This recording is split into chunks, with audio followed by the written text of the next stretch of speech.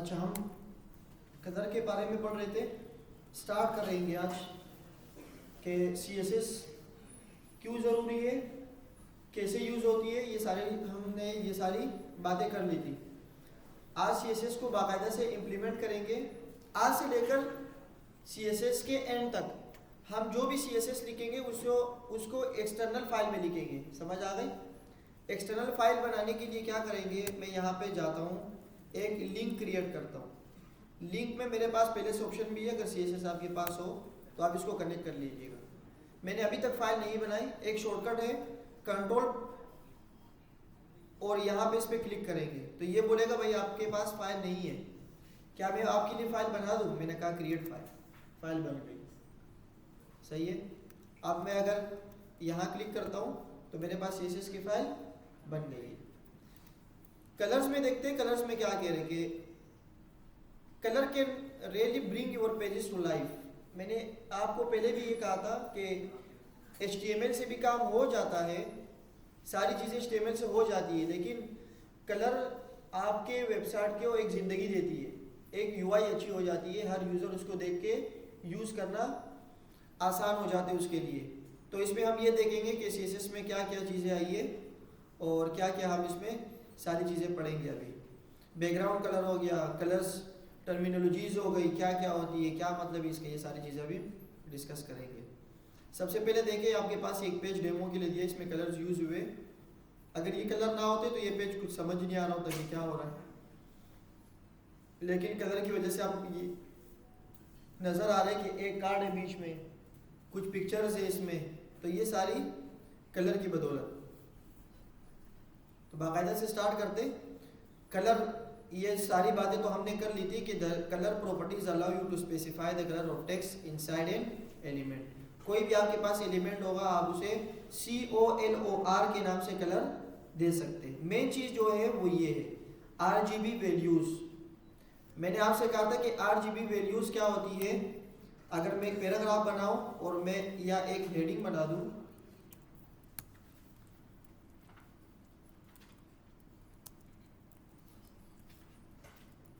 ये एक RGB क्या है, हेडिंग है। अब मैं इस RGB हेडिंग को स्टाइल करता हूं तो मैं लिखूंगा कलर RGB। अब ये एक ऐसे कलर आएगा जो कि हम खुद बना सकते हैं। हमारे पास 127 या 147 सॉलिड नेम्स होते हैं जो हम इसको देते हैं, जो हमें याद हो, वो कलर जो हमें पहले से याद हो तो हम उसे डायरेक्ट सॉलिड कलर देते हैं। सॉलिड कलर मतलब ग्रीन हो गया, डार्क ब्लू। लेकिन हमें कोई कलर कंट्रास्ट में बनाना हो तो we use RGB colours. RGB colours take 3 values, start from 0 to 225। ये बातें नहीं भूलने का। अगर मैं यहाँ पर 2 to 5 कर दूं और बाकी जगह यहाँ पर मैं 0 0 कर दूं तो क्या होगा, आप देखेंगे कि यहाँ पर रेड कलर आ जाएगा, क्योंकि फर्स्ट वाली वैल्यू क्या होती है, रेड होती है। तो ये अभी स्टिल RGB है, ये अभी भी RGB ही है, लेकिन R की वैल्यू मैंने क्या कर दी, मैक्सिमम कर दी टोटल। अगर मुझे इस कलर को थोड़ा सा चेंज करना हो, कंट्रास्ट करना हो, तो आप देखिए बाकी कलर्स भी क्या हो रहे हैं, मतलब रेड कलर में कुछ चीज़ें मिक्स हो रही है, ग्रीन और ब्लू का मिक्सचर आ रहा है। तो आप ये देखिए यहाँ पर लिखी हुई है RGB की वैल्यूज। तो ये अब रेड कलर नहीं रहा, रेड कलर सिर्फ ये है बस, ओरिजिनल रेड। अब थोड़ा सा भी अगर इसको थोड़ा सा भी कम करें तो ये this is not a red, हम कहते हैं कि ये रेड है। ये अभी भी रेड नजर आएगा आपको, लेकिन ये रेड कलर सॉलिड रेड नहीं है। ये जो सॉलिड रेड होते हैं ना वो ये नहीं है, इसमें मिक्सचर है। इसको कहते हैं RGB वैल्यूज। एक होते हैं हमारे पास हेक्सा कोड्स। क्या होता है, आप लोगों ने अगर कंप्यूटर साइंस में थोड़ी सी बात की हो तो उसमें हमारे पास कलर की 2 टाइप आती है। अगर मैं बैकग्राउंड कलर लिखूं और बैकग्राउंड कलर में मैं हेक्सा कोड दे दूं, हेक्सा कोड का मतलब ये है कि वही सॉलिड कलर, वही कंट्रास्ट, लेकिन लिखने का अंदाज क्या हो गया, चेंज हो गया। हेक्सा कोड ये होता है कि आपके अल्फाबेट को, आपके कैरेक्टर्स को चेंज करता है विद इन नंबर्स में, मशीन लैंग्वेज में चेंज हो जाती है। That is called hexa colour. Hexa colour start होता है हैश से। किससे स्टार्ट होता है? हैश से। और इसके अंदर 6 डिजिट आते हैं, इसीलिए इसको कहते हैं hexa. Mono, bi, tetra, tri, tetra, penta, hexa, hepta, octa, nano और डी का, ये सारे चलते रहते हैं। तो इसीलिए इसको हेक्सा कहते हैं कि इसके अंदर कितने आते हैं? 6 डिजिट्स आते हैं। अब अगर मैं रैंडमली 6 क्या है ये डिजिट्स को लिख दूं तो ये कितने हो गए? 6 हो गए। तो इसका मतलब है कि ये जो 6 डिजिट का कलर है ये क्या है? वाइट है। क्या है? Like a transparent. अगर मैं इसे 6 में कुछ और नंबर दे दूं, ये कुछ नंबर्स मुझे याद है इसीलिए मैं दे रहा हूं। अगर मैं 6 टाइम्स 0 दे दूं तो ये क्या होगा? Background colour. अब इसके दरमियान कुछ नंबर्स भी आते हैं और कुछ हमारे पास अल्फाबेट्स भी आते हैं। लाइक ऐसे ऐसे कर ले, 6 कलर आ गए, 1 2 3 4 5 6। अब ये रैंडम कलर जनरेट हो गया। सही है। ये बिल्कुल इसी तरह है कि मैं ऐसे करता हूं और कोई ना कोई पैटर्न ये क्या करता है? हेक्सा में नंबर दे देता है। हमारे पास कुछ प्री बिल्ट भी है हेक्सा कलर जनरेटर जिसे हम कहते हैं। आप इसको जनरेट भी कर सकते हैं। HTML कलर कोड्स, आपको अगर हेक्सामल कलर चाहिए तो आप क्या करेंगे? इसको सेलेक्ट करेंगे, ये आपको बने बनाए हेक्सा कोड दे देगा। आप इसे कॉपी करें और वहां पर लगा दें।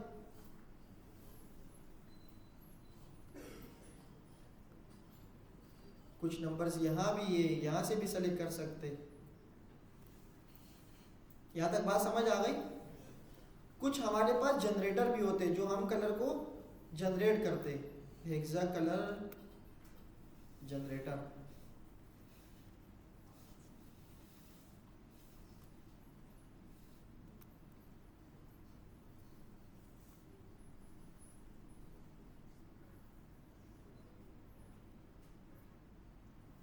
ये प्री डिफाइंड कलर्स है, आप इसको ले सकते हैं। अगर मैं बोलूँ कि रेड, तो ये रेड का क्या आ गया? मतलब आप कुछ भी करें, अगर आपको 147 याद है तो solid colour, dark grey, grey, तो ये ग्रे दे रहा है। This is called hexa generator. आप इसको जनरेट भी करवा सकते हैं। तो ये 6 डिजिट का क्या होता है? अगर सारे 6 0 हो जाए तो ब्लैक, सारे F हो जाए तो वाइट। फिर आप इसे देखिए ये सारे क्या हो गए? F हो गए। मीन्स कि ये क्या है? अगर ये सारे यहाँ पे आ जाए तो सारे क्या हो गए? 0। बस आप इसके अंदर कोई भी कोड होगा आप बना सकते हैं। अब इसके अंदर ये जो 4 है, 6 है, A है, A कहाँ से आया? हेक्सा हमारा क्या करता है कि हेक्सा कोड में आपको दिखा देता हूँ। हेक्सा कोड शीट, ये हेक्सा कोड शीट है जो कि अगर आप ए लिखेंगे ना तो हेक्सा में ए की वैल्यू मेरे ख्याल से 97 है। कुछ नंबर से मैं आपको बता देता हूं। Hexa code for a, hexa code for a के लिए क्या है कि आस्की में ये कन्वर्ट हो जाता है, आस्की में हेक्सा पे आता है। अब ये कलर्स क्या होते हैं? आस्की ये होते हैं, ये देखें। ये कहता है कि भाई बाइनरी नंबर्स हमारे पास होते हैं, कंप्यूटर तो बाइनरी नंबर ही समझता है। तो ये इसको कैसे कन्वर्ट करता है? ये इसको ऐसे कन्वर्ट करते हैं कि जब 9 के बाद 0 आ जाए तो वो उसे क्या समझता है?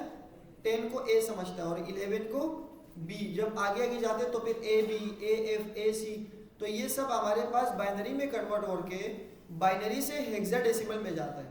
अब अगर बाइनरी में अगर आपको डेसिमल में ये वैल्यू चाहिए जैसे कि 11, तो 11 का बाइनरी क्या होता है और 11 का हेक्सा ये होता है। तो अगर आप 97 देखेंगे ना यहाँ पे आके 97, तो कोई ना कोई वैल्यू इसके पास क्या हो जाती है? आ जाती है। तो इस तरह ये जब आप आगे जाके पढ़ेंगे कि ये कन्वर्ट्स कैसे होते हैं तो मैं आपको इसकी डिटेल भी बता दूंगा कि मैथ्स में या किसी भी जगह आप अपने नंबर्स को बाइनरी और बाइनरी से हेक्सा, ऑक्टाडेसिमल, बाइनरी बेस 10, ये सारी कन्वर्जन कैसे होती है आगे जाके इसको हम डिटेल से पढ़ लेंगे। बस ये है कि एक हेक्सा कोड होता है, स्टार्ट हेश से होता है और उसके अंदर 6 डिजिट आते हैं। अब इसके अंदर जो ये अल्फ़ाबेट्स है, ये करेक्टर्स, ये भी इसी हेक्साडेसिमल से ही बनते हैं। कलर नेम्स देयर आर 147, कितने 147 pre defined colour, pre defined जो हमें याद है, जैसे कि डार्क सियन, ये भी एक नाम है, एक कलर का नाम है। इसी तरह बहुत सारे कलर्स 147 प्री डिफाइंड है। अब बैकग्राउंड कलर क्या होता है, मैंने आपको पहले भी बताया था कि CSS treats each HTML element as it appears in a box। अगर मैंने इसे बैकग्राउंड कलर दे दिया तो आप देखें कि इसका बैकग्राउंड कलर कैसे अप्लाई हुआ, एक बॉक्स की तरह यहाँ से शुरू हुआ और यहाँ पे क्या हुआ, ऐसे चलता जाएगा, लाइक अ बॉक्स को ट्रीट करता है बैकग्राउंड कलर को। और जब बैकग्राउंड नहीं होता तो डेट इज कॉल्ड ट्रांसपेरेंट। क्या होता है, किसी भी चीज का दुनिया में कलर बैकग्राउंड नहीं होता, बैकग्राउंड हमेशा क्या होता है, ट्रांसपेरेंट होता है। जैसे कि गिलास, सही है, तो वो क्या है, ट्रांसपेरेंट। अब आप उसको अगर कलर देंगे व्हाइट तो वो फिर व्हाइट हो जाएगा। तो बाय डिफॉल्ट सारे कलर्स हमारे पास, अगर कोई कलर ना हो तो वो ट्रांसपेरेंट होता है, जैसे कि पानी हो गया। अब इसको बैकग्राउंड कलर देने के लिए आप RGB वैल्यूज भी दे सकते हैं और हेक्साडेसिमल कोड भी दे सकते हैं और सॉलिड कलर भी दे सकते हैं। इसके आप लोग प्रैक्टिस करेंगे, खुद कलर्स डिफाइन करें और इसमें कलर्स दे दें, जैसे कि मैंने अभी आपको करके दिखाया है। अंडरस्टैंडिंग कलर्स, ये तो हमने बहुत ही तफसील से बात की थी कि इस दुनिया में सिर्फ 3 ही कलर एग्जिस्ट करते हैं, रेड ग्रीन ब्लू, और इन तीनों का मिक्सचर क्या होता है, कोई नया कलर जनरेट हो जाता है।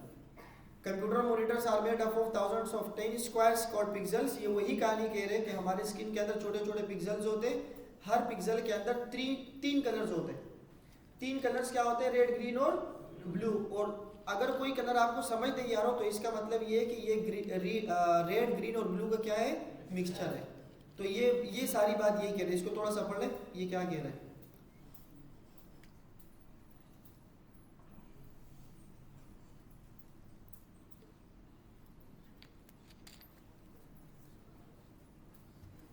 और मैंने ये भी कहा था कि कोई हर लाइट होता है वो किसी लाइट का रिफ्लेक्ट होता है। अगर आप इस कमरे में बहुत ज़बरदस्त कलर दे दो लेकिन यहाँ से रोशनी ख़त्म कर दो तो कलर का कोई फ़ायदा। इसीलिए कि अगर आप स्क्रीन में कोई कलर ना हो, कोई रिफ्लेक्ट ना हो, पीछे से कोई कलर ना आ रहा हो, तो उसके कलर बाय डिफॉल्ट क्या हो जाते हैं, ब्लैक। ब्लैक इसीलिए हो जाते हैं कि उसको सामने कोई रोशनी नहीं मिल रही। इसी तरह इस कमरे में भी मैंने कहा कि अच्छे अच्छे कलर्स कर लो लेकिन आप रोशनी ख़त्म कर दो, लाइट ख़त्म कर दो, तो क्या होगा, ये असल में वो लाइट है जो हम इस कलर के ऊपर रिफ्लेक्ट करते हैं और वो हमें रिटर्न में क्या कर रहा होता है, कलर दिखा रहा होता है। अगर फिजिक्स में किसी ने थ्योरी ऑफ रिफ्लेक्शन पढ़ी हो तो उनको ये बात याद आई होगी। रिफ्लेक्ट कर रहे होते हैं, हम एक स्लाइड बनाते थे, एक कलर ऐसे आता था और दूसरा कलर ऐसे जाता था, सही है, रिफ्लेक्ट होता था कलर।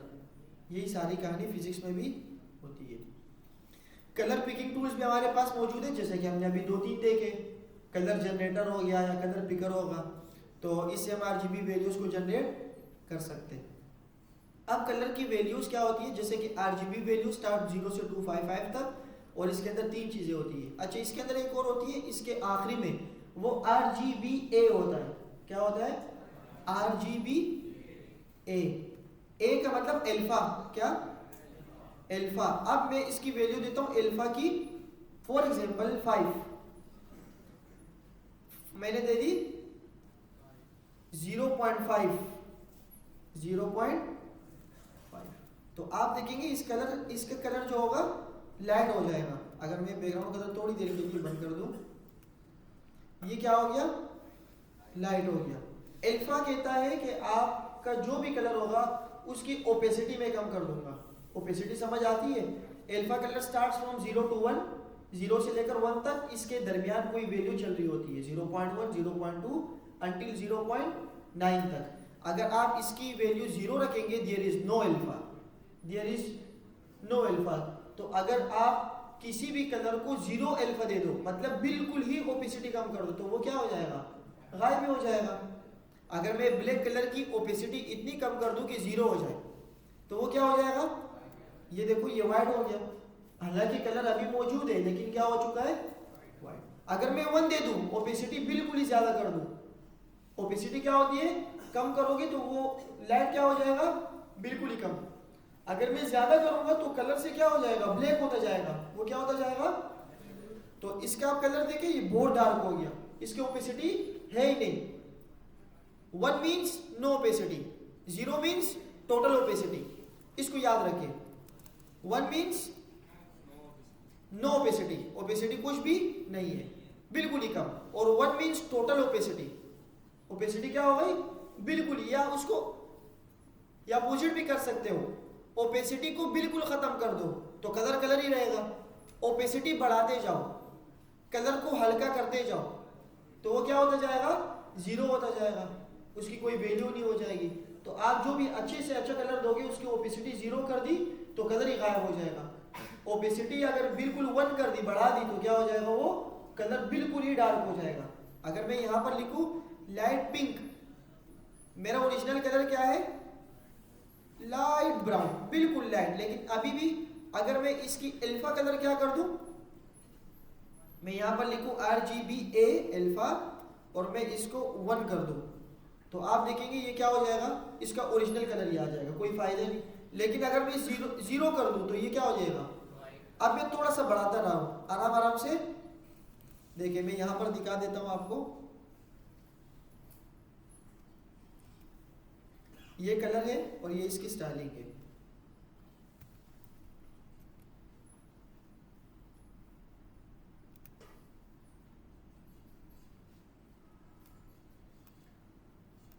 अब देखिए मैं यहां पर दे रहा हूं अल्फा, अल्फा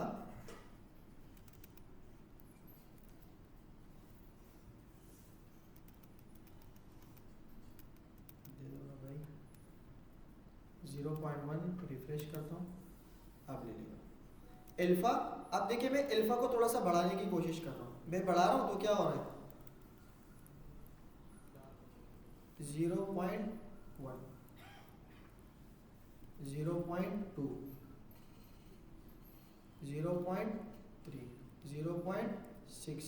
अब देखो वो ओरिजिनल कलर क्या हो रहा है, ओरिजिनल कलर आराम आराम से 0.7, 0.9, और जब मैं 1 कर देता हूं तो क्या हो जाएगा, ओरिजिनल कलर में ये आ जाएगा। मैंने 0 किया तो क्या हो गया, 1 किया तो क्या हो गया, वही ओरिजिनल कलर आ गया।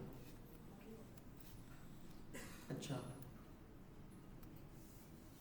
एक होता है हेक्साकोड, जैसे कि अभी हमने देखा, the value of the red 102 is express is 16। ये देखो अब हेक्साकोड कलर बनता कैसे है। अगर मैं लिखता हूँ रेड, तो रेड का कोड क्या होता है, 102 में इसको डिफाइन करते हैं, लेकिन इसका हेक्साकोड क्या होगा, 66।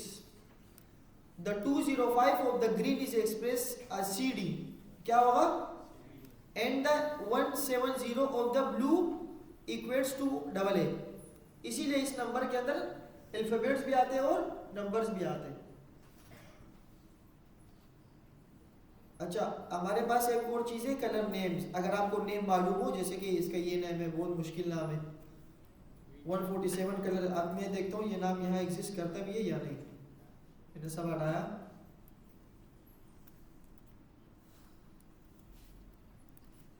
ये सब बंद कर दिया और मैंने कहा H1 कलर, आ गया। अब देखिए ये वो कलर है जो कि ये वाला है, कह रहे कि इसका नाम क्या है। अगर आप इसको हेक्सा में लिखोगे तो ऐसे लिखोगे, और अगर आप इसको RGB में लिखोगे तो ऐसे लिखोगे। अब मैं यहाँ देखता हूँ तो ये कलर क्या हो चुका है, सेम लाइक दिस, बिल्कुल सेम हो चुका है। तो अब ये कलर किसी को याद ही नहीं होगा, तो आपको क्या याद होना चाहिए, इसका हेक्सा कोड। हेक्सा कोड भी नहीं याद तो RGB वैल्यू से खुद जनरेट कर दो जी। हाँ, तीनों में एक ही काम हो रहा है। अच्छा सवाल है, तीनों का काम एक ही है, लिखने का तरीका अलग अलग है किसी भी तरीके से। बेस्ट प्रैक्टिस जब आप आगे जाके रिएक्ट में पढ़ेंगे या किसी चीज़ में पढ़ेंगे तो हम हेक्सा कोड को यूज़ करेंगे। हाँ, अगर बाय डिफॉल्ट देखो किसी भी वेबसाइट के अंदर डायरेक्ट एक कलर नहीं होता। हमने अगर CSS की इंट्रोडक्शन में पढ़ा था, KFC के और सारी चीज़ें हमने देखी थी, कोई भी बैनर पे डायरेक्ट एक कलर नहीं होता। जैसे कि जिफ कलर, जिफ हमने बताया था आपको, एक PNG और एक जिफ। जिफ क्या होता था, बिल्कुल ग्रीन, बिल्कुल रेड, बिल्कुल ब्लैक, ऐसे यूआई अच्छी नहीं लगती। अगर आप किसी भी वेबसाइट में देखें, इस बुक के ऊपर जो जिस वेबसाइट के ऊपर हम पढ़ रहे हैं, ये भी एग्जैक्ट कलर नहीं है। हो सकता है ये एग्जैक्ट कलर कुछ कलर का मिक्सचर हो। ये आपको सही तो नहीं दिख रहा, मुझे यहाँ दिख रहा है, ये डार्क ब्राउन की तरह है। तो किसी भी वेबसाइट पे आप जाओगे तो आपको डायरेक्ट सॉलिड कलर बहुत कम मिलेगा। तो इसीलिए सॉलिड कलर को कम करने के लिए या ज्यादा करने के लिए हमारे पास हेक्सा कलर और आरजीबी वैल्यूज आएंगे।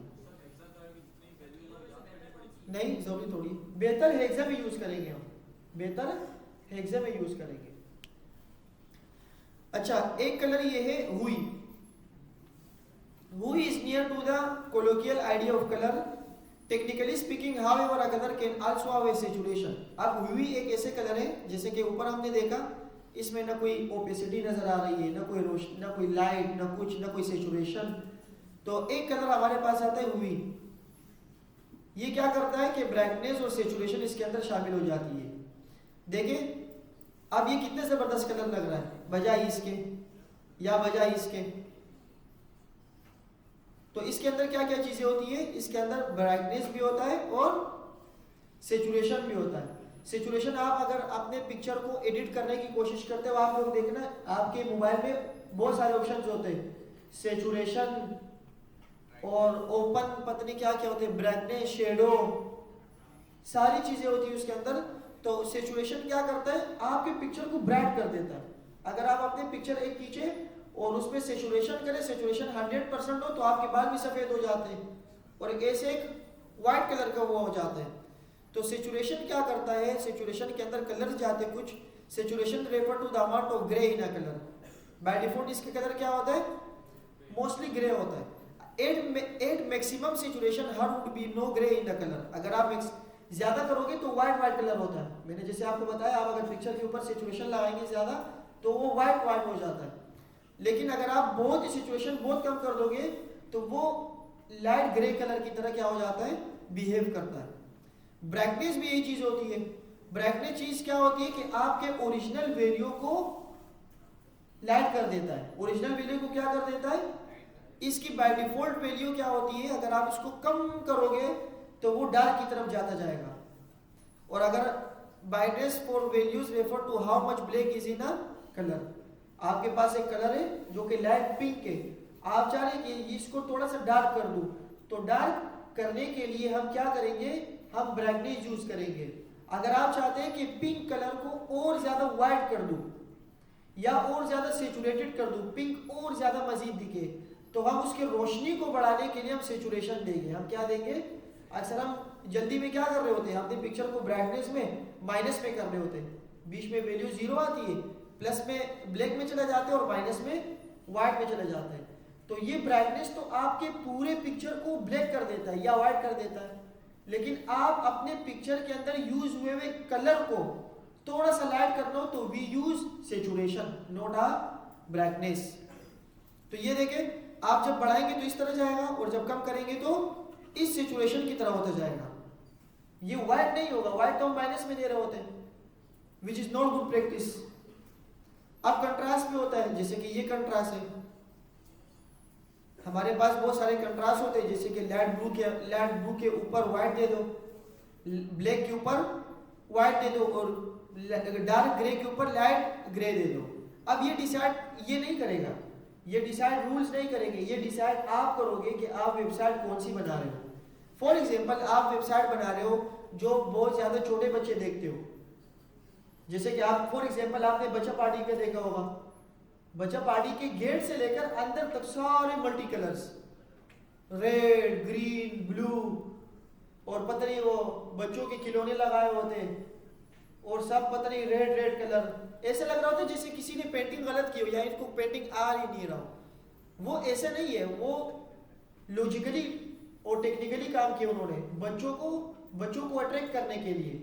अगर कोई बच्चा सामने से गुजर भी रहा हो तो उसको सामने सारी चीजें कलरफुल दिख जाएगी। अब देखिए इस रूम में कोई कलरफुल कोई चीज नहीं है, अगर मैं यहाँ पर एक कलर कर दूं कॉन्ट्रास्ट वाला, तो सबकी नजर अगर इस दीवार पर जाती हो तो सबसे पहले वो अट्रैक्शन करेगी वो कलर। तो बच्चा पार्टी वाले ने भी ये किया है कि गेट के ऊपर और यहाँ पर भी अगर आप इस शारा फैसल क्या है बहादुराबाद की तरफ जाएंगे तो बचा पार्टी वालों ने बाकायदा पूरे अपने चौरंगी पे मेन वो लगाया है, बचा पार्टी का बोर्ड लगा पूरा रेड कलर वगैरह। तो अगर मम्मी डैडी वाले होते हैं वो कहते हैं मम्मा बचा पार्टी जाने तो बोले आ जाओ, उसको काम से निकाल के बचा पार्टी लेके जाते हैं, तो शॉपिंग उसकी हो गई। तो ये टेक्निकली है। अब अगर हमारी वेबसाइट हम बच्चों के लिए बना रहे हैं तो वो कलर यूज करेंगे जैसे कि उन्होंने यूज किए। अगर हमारी वेबसाइट ऐसे लोगों के लिए जिनकी आई साइड वीक होती है तो हम कोशिश करेंगे ऐसे कर लें, ऐसे कलर जो कि हमारी वेबसाइट को यूजर यूज कर रहे हो, जिनको टाइपिंग या लाइट या वही ज्यादा उम्र के लोग हो उनके लिए, तो हम अपनी फोन साइज भी ऐसे रखेंगे कि क्या हो जाए उनको समझ आ जाए। तो ये डिपेंड हमारे ऊपर करेगा। अब ये नहीं पूछना कि इसमें कौन सा अच्छा तरीका है, सही है, वो डिपेंड करेगा वेबसाइट के ऊपर।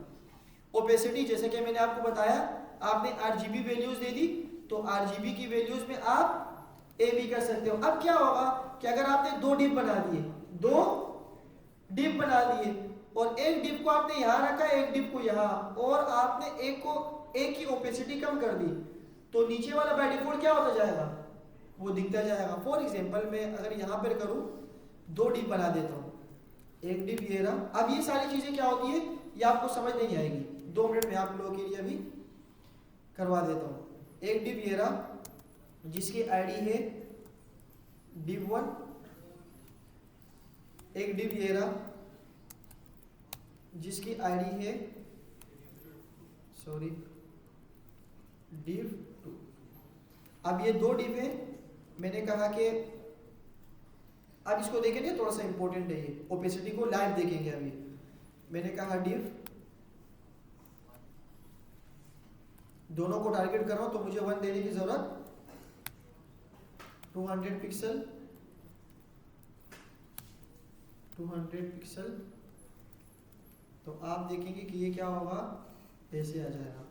ब्राइट कुछ दे देता हूं, मैं क्या देता हूं, बॉर्डर 2px सॉलिड ब्लैक। अब ये सारी चीजें क्या है ये आप लोगों को समझने की अभी नीड नहीं है, सिर्फ बता रहा हूं आपको। तो अब ये आगे मैंने कहा div1 और इसके पहले हैश लिख देता हूं क्योंकि ये आईडी थी। अब समझ आ रहे हैं ना, मैंने div को आईडी दे दी तो आईडी को टारगेट करने के लिए क्या लगाते हैं, हैश। मैंने कहा कि इसके पोजीशन को आप क्या कर दो, एब्सोल्यूट, और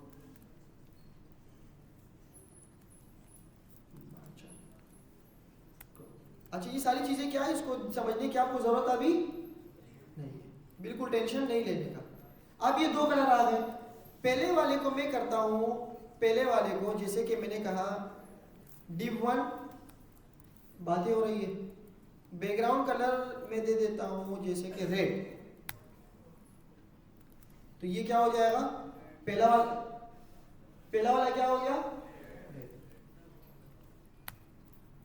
एक मैं दे देता हूं div2 और इसका बैकग्राउंड कलर क्या कर देता हूं, ब्लैक। क्या करूं, ब्लैक। div2 नहीं लिखा, लिख दिया मैंने। अब ये 2 आ गए, सही है। अब अगर मैं इस रेड वाले की ओपेसिटी कम कर दूं, ओपेसिटी वैल्यूज होती क्या है और कितनी लेते हैं, आपको 0 से लेकर और 1 तक, जैसे कि हमारे पास वो था अल्फा, इसी तरह क्या होता है ओपेसिटी 0 से लेकर, और इसमें परसेंटेज भी चलती है। अगर मैं 0.5 करूं इसका मतलब क्या है, ये 50%, इसकी ओपेसिटी क्या हो गई, कम हो गई। अब क्या हुआ कि क्या अलग अलग कैसे आ गई, मतलब ये है कि एक डिव ये रहा, इसके ऊपर ये है, 2 डिव है। मैंने रेड वाले को एब्सोल्यूट दे दी है, इसलिए मैंने कहा कि इसको अभी देखने की इतनी जरूरत।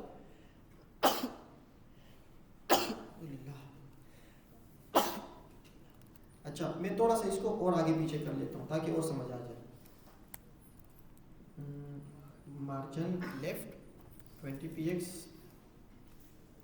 और ज़्यादा कर लेता हूँ या राइट कर लेता हूँ।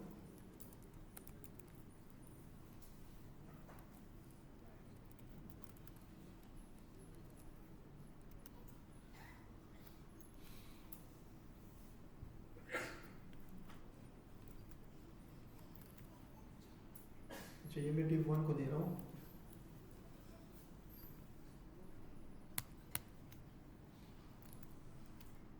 ये देखें, ये दो डिव हमारे पास आ गई, एक ब्लैक है और एक क्या है, रेड। अब अगर मैं इस रेड की ओपेसिटी दे दूं 0.5, तो ये क्या हो जाएगा, इसने अपने ओपेसिटी को क्या कर दी, कम कर दी। जैसे ही कम कर दी तो ब्लैक वाला भी नजर आना, आप देखिए ब्लैक वाला भी नजर आना शुरू हो गई, ये ब्लैक वाला है। अब ये ब्राउन कैसे बना, ये रेड वाला लाइट हुआ और पीछे से क्या था, ब्लैक, तो ये दोनों क्या हो गए, एक मिक्सचर बन गया। और मिक्सचर से रिजल्ट क्या आया, अगर मैं इसकी ओपेसिटी और बढ़ा दूं 0.8, तो ये क्या हो रहा है, थोड़ा सा डार्क होता जा रहा है, ब्लैक तो थोड़ा थोड़ा क्या हो रहा है, कम हो रहा है। अगर मैं 9 कर दूं तो क्या होगा, थोड़ा सा और हो गया। और अगर मैं 1 कर दूं, इट मींस नो ओपेसिटी, तो ये क्या हो जाएगा, ओरिजिनल। और अगर मैं इसकी ओपेसिटी 0 कर दूं तो क्या हो जाएगा, गायब हो जाएगा। 0.1 कर दूं तो क्या हो जाएगा, थोड़ा सा हल्का नजर। सही है, ये दो बॉक्स है, एक दूसरे के ऊपर है, एक दूसरे के ऊपर है, बस ओपेसिटी यही होती है। बात समझ आ गई ये वाली। आगे चलते, देखिए अगर आप ओपेसिटी बिल्कुल नहीं देंगे तो क्या होगा, ऐसे हमने करके देख लिया। HSL colour, H mean SL, इन तीनों का कॉम्बिनेशन पढ़ेंगे। H मीन हुई, जैसे अभी हमने पढ़ा, और हुई की भी वैल्यू हम देते हैं। वैल्यू कैसे देते हैं, ये पूरे एक क्या बन रहा है, एक सर्कल बन रहा है, और सर्कल के अंदर हमेशा क्या होता है, एंगल होता है। तो टोटल कितने एंगल होता है, 360। तो आप 0 से लेकर 360 की वैल्यू जिसमें दे सकते हैं। जैसे कि फॉर एग्जांपल मैं कहता हूं, मैंने एक डिव बनाया, मैंने कहा कि एक H1 है, ये बाकी H1 में बंद कर देता हूं।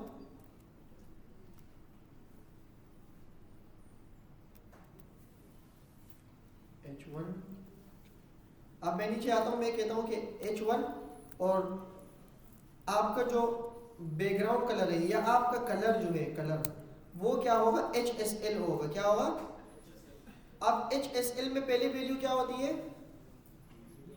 एंगल, दूसरा क्या होता है, सैचुरेशन, ये भी परसेंटेज में होती है। और तीसरी वैल्यू क्या होती है, लाइटनेस, ये भी किस में होती है।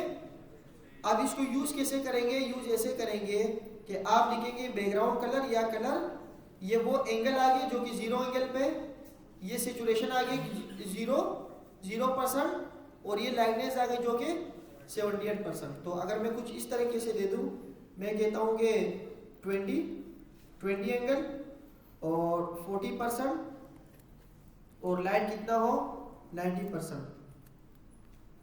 तो ये कुछ कलर जनरेट हुआ है।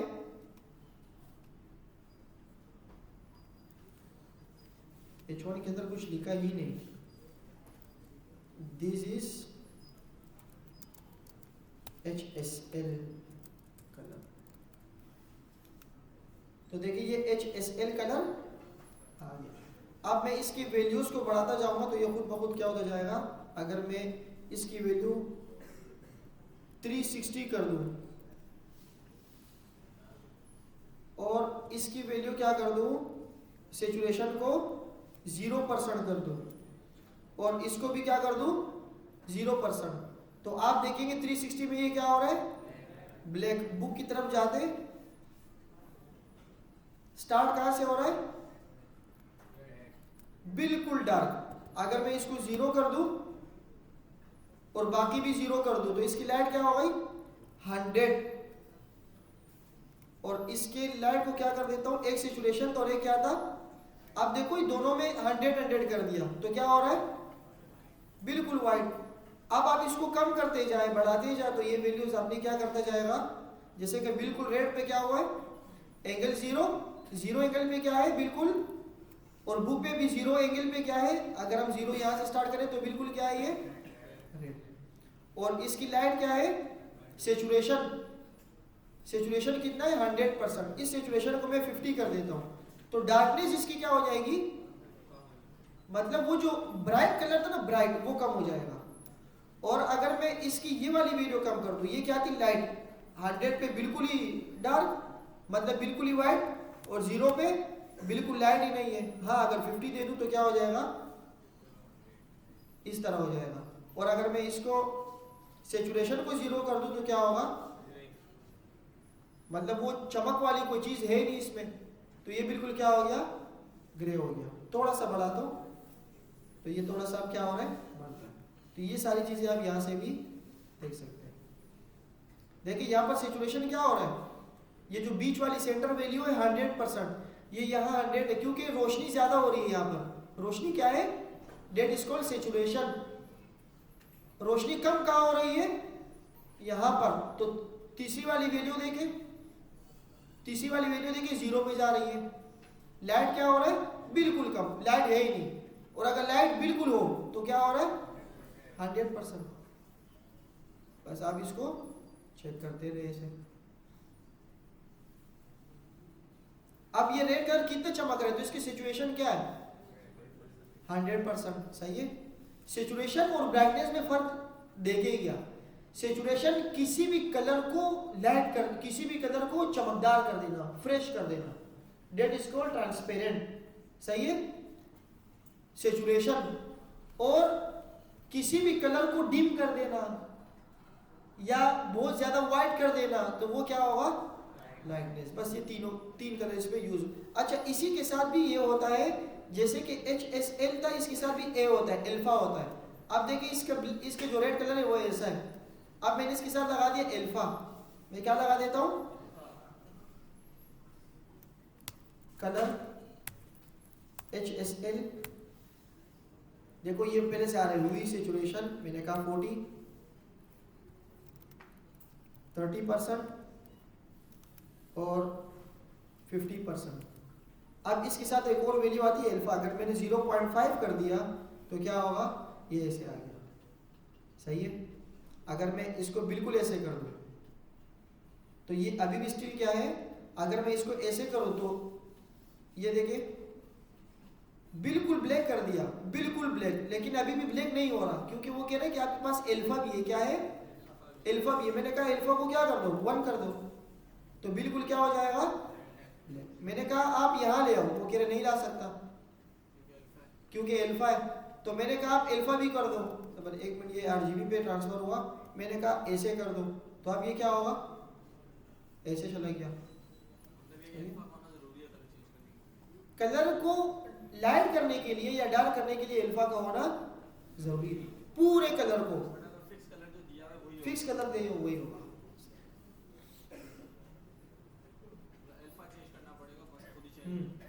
ऐसे ही है। वो जब बाद में हम देखेंगे ना CSS कलर देंगे, वेबसाइट्स को बनाएंगे तो हम अपनी मर्जी के करेंगे कि यार इसको ये कलर इसके साथ मैच नहीं हो रहा, 2 बॉक्स है, पहले वाले को ऐसे कर दो, दूसरे वाले को इस तरह कर दो, तो आप खुद ब खुद फिर कलर दे सकते हैं। अच्छा यहाँ पर वो कलर नहीं आ रहे जो मैं यहाँ देख रहा हूँ क्योंकि दोनों में बहुत फर्क है। यह भी है पिंक जिसकी सेचुरेशन है 100% और यहाँ पर ये प्रोजेक्टर की वजह से सही नहीं आ रहा। हाँ ये अब क्या है, text, the properties that allow you to control the appearance of text can be split into 2 groups. Text पूरे वेबसाइट में 2 ही टाइप के होते हैं। किसी भी टेक्स्ट को अगर आपने डिफाइन करना हो तो क्या होते हैं 2 तरीके से। इसको पढ़े क्या कह रहे हैं,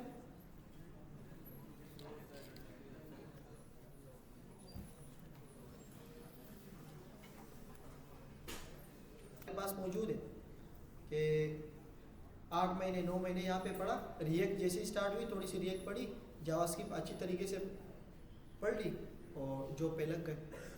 तो जैसे ही जॉब पे लग गए फिर जो और जॉब कर रहे थे उसको टाइम कम और यहाँ ज़्यादा दे रहे थे। जब इनकी सैलरी और सारी चीज़ें अच्छी हो गई तो एक चीज़ स्किप कर दी, ख़त्म। बहुत सारे लोग मुझ समेत बहुत सारे पूरे प्रोफेशनल लाइफ ही आईटी के होगा। तो क्या सी लैंग्वेज पढ़ेंगे? नहीं, जावास्क्रिप्ट भी पढ़ेंगे। देखिए ये ऐसा है कि ये जो हम डेवलपमेंट पढ़ रहे हैं ये पूरी एक लैंग्वेज के ऊपर डिफाइंड होती है। अगर आप एआई या डेटा साइंस पढ़ोगे तो वो भी एक लैंग्वेज एक पूरी चीज़ पर डिफाइंड होती है, वो है पाइथन पर, ये है जावास्क्रिप्ट पर। इसका पहले बैकएंड जावास्क्रिप्ट से नहीं बनता था, फिर जावास्क्रिप्ट वालों ने बैकएंड भी बनाना शुरू हो गया। तो आप जावास्क्रिप्ट से हम बैकएंड भी बनाएंगे और फ्रंट एंड भी बनाएंगे, तो हमारे लिए सिर्फ जावास्क्रिप्ट इम्पोर्टेंट है।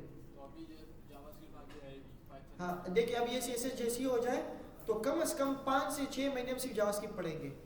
एक महीने में रिएक्ट खत्म, एक महीने में नोड.js खत्म, एक महीने में बैकएंड खत्म। लेकिन 5-6 महीने जावास्क्रिप्ट के लिए इसलिए पढ़ेंगे क्योंकि वो बुनियाद है। हाँ, और उसी में ही बच्चे भाग जाते हैं। आज जब आप 1 से 3 वाले क्लास में आएंगे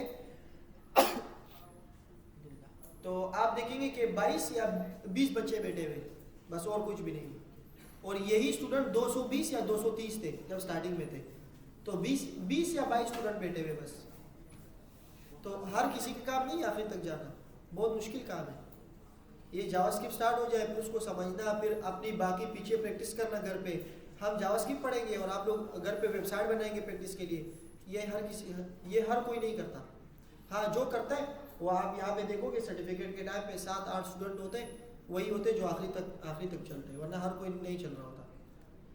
कुछ ना कुछ बहाना करके या कुछ ना कुछ करके वो फिर जब दूसरा कोर्स आ जाए तो उसमें एडमिशन ले लेते हैं। अच्छा हमारे पास टेक्स्ट है, आप साथ रहे मेहनत करें, इंशाल्लाह सारी चीज़ें समझ आ जाएंगी। हम जब टेक्स्ट पढ़ेंगे ना तो टेक्स्ट हमेशा, टेक्स्ट की मेजर 2 ही प्रॉपर्टीज होती है। कितनी होती है? एक हमारी पास अपीयरेंस, क्या है, दिखता कैसा है। फॉर एग्जाम्पल मैं कहता हूं H1, this is first text, ये क्या है? अब ये अपीयरेंस है।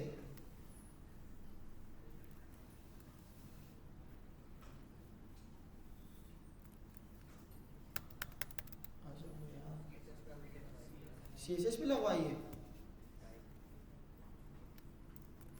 मैं कह रहा हूँ कि दिस इज फर्स्ट टेक्स्ट। अब ये क्या है?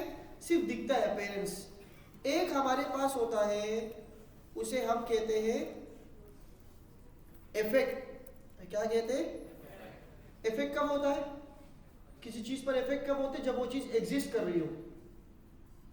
इस माइक को अगर मैं तोड़ना चाहूं तो ये माइक होना चाहिए, ये माइक होना, अपीयरेंस मौजूद है। इफेक्ट का मतलब ये इफेक्ट हो रहा है, इसकी साइज, इसके फॉन्ट, इसके कलर, वो क्या हो रहा है।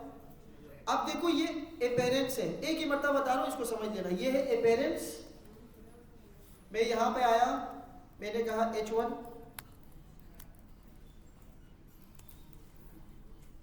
वर्ड स्पेसिंग मैंने कहा 30%, 30% में नहीं लेना, 30px।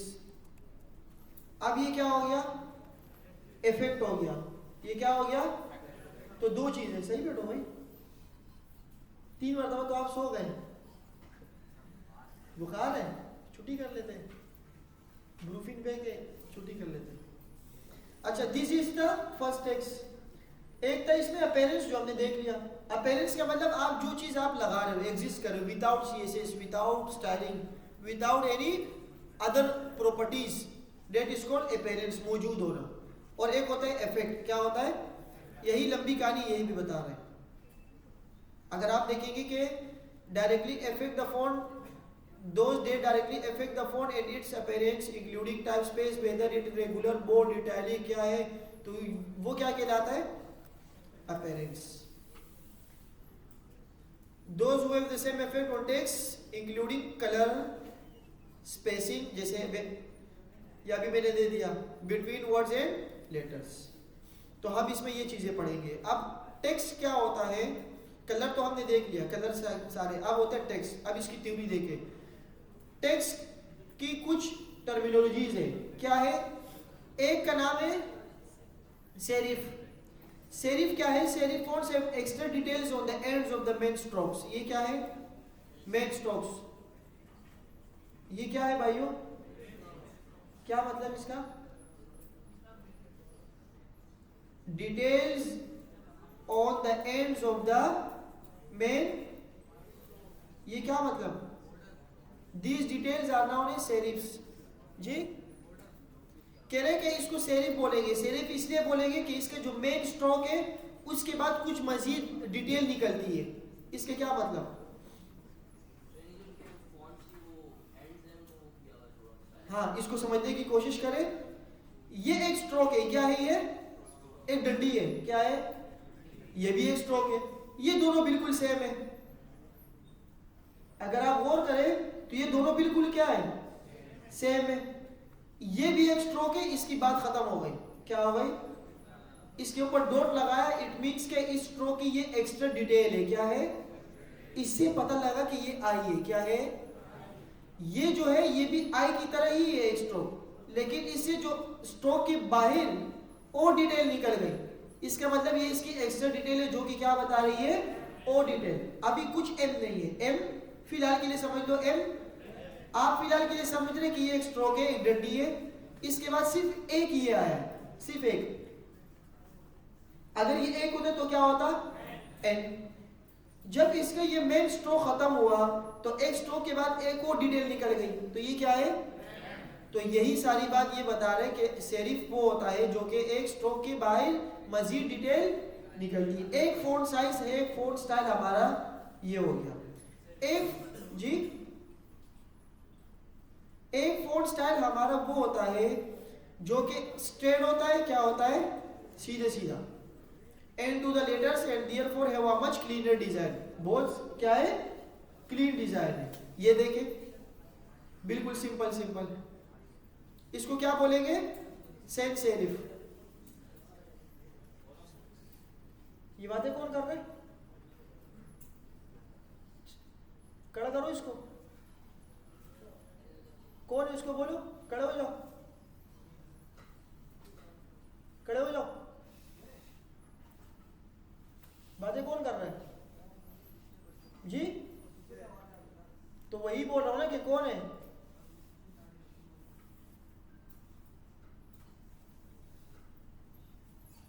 अच्छा, एक है monospace. Every letter in a monospace for fix width. इसकी विथ क्या होती है? विथ ऐसे होती है और हाइट क्या होती है?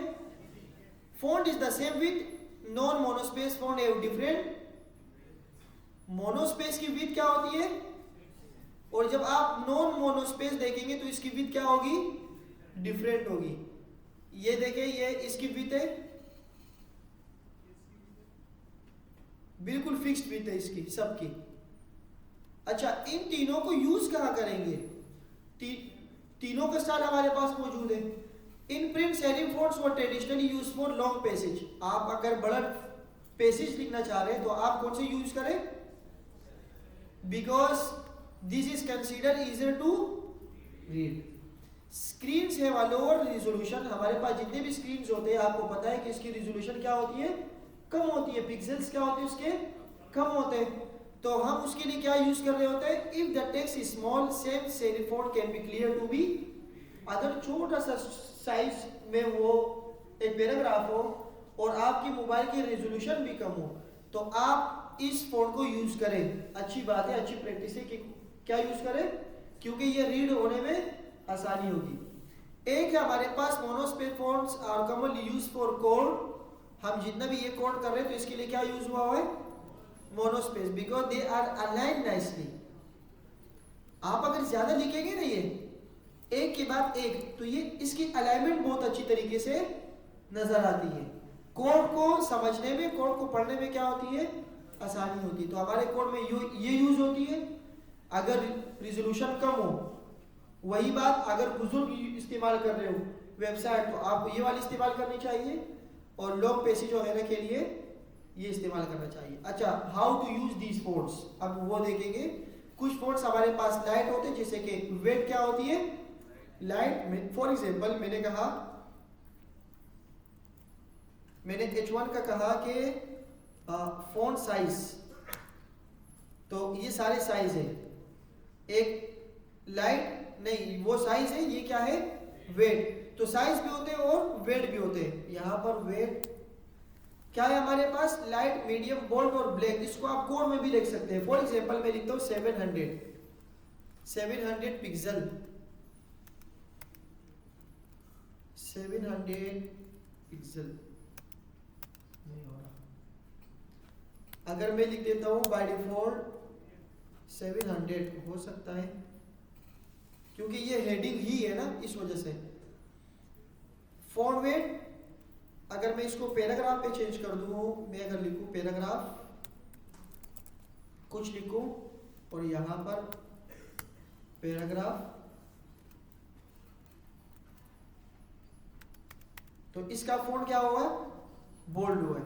अगर मैं इसको बंद कर दूं तो आप देखेंगे ये क्या हो चुका है, हेडिंग तो हेडिंग होते हैं, बोल्ड ही होते हैं, इस वजह से वो बोल्ड वेट नहीं दे रहा।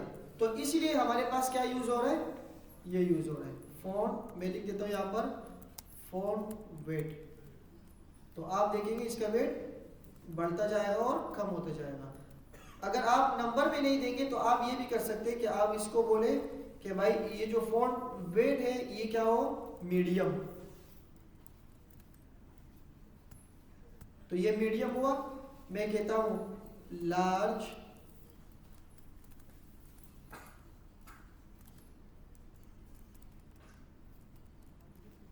नहीं हो रहा, अच्छा बोल्ड, बोल्ड देना पड़ेगा। मैं फॉन्ट साइज दे रहा हूँ, स्टिल मैं फॉन्ट साइज दे रहा हूँ, सॉरी, बोल्ड।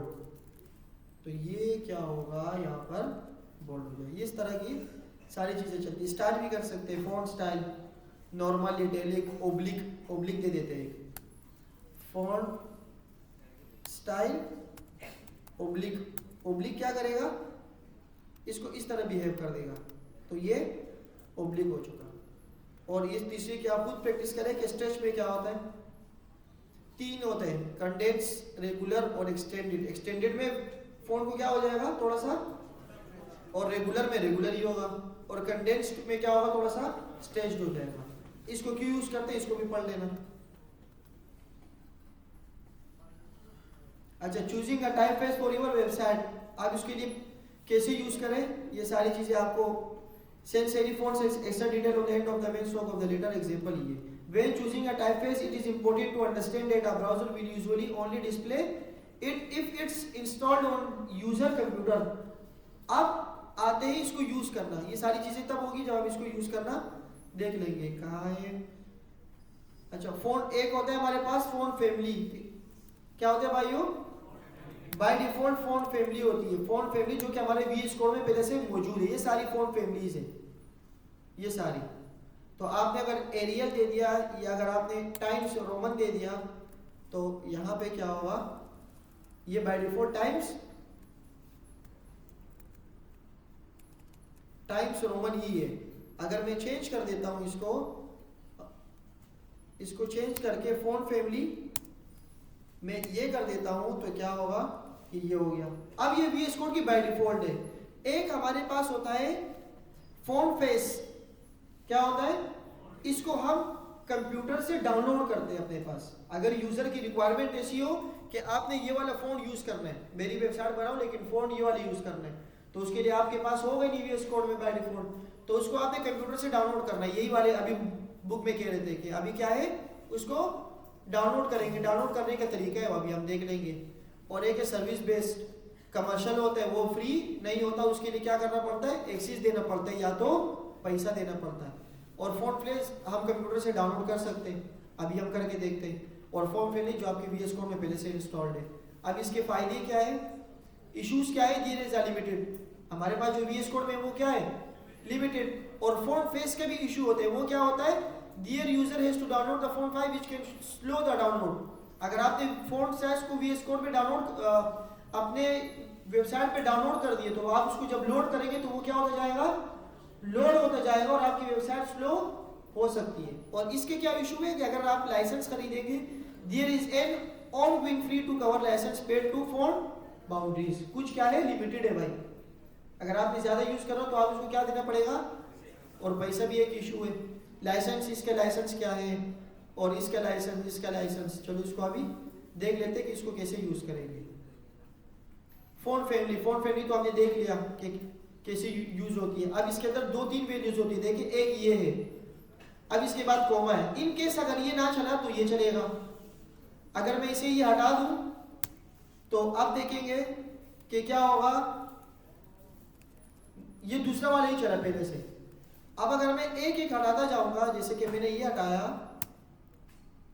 तो क्या होगा, कोई और चलेगा।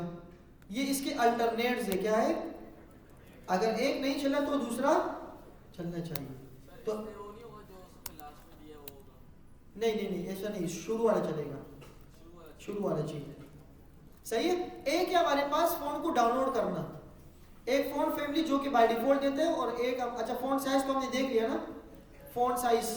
इसको जब हम नीचे जाके देखेंगे कि फॉर एग्जांपल मैं फोन साइज दे देता हूं, फोन, अच्छा ये बंद नहीं किया मैंने इसलिए नहीं आ रहा, फोन साइज 16px। अब ये नहीं बन रहा ये पैराग्राफ, क्यों? अगर मैं इसे देखता हूं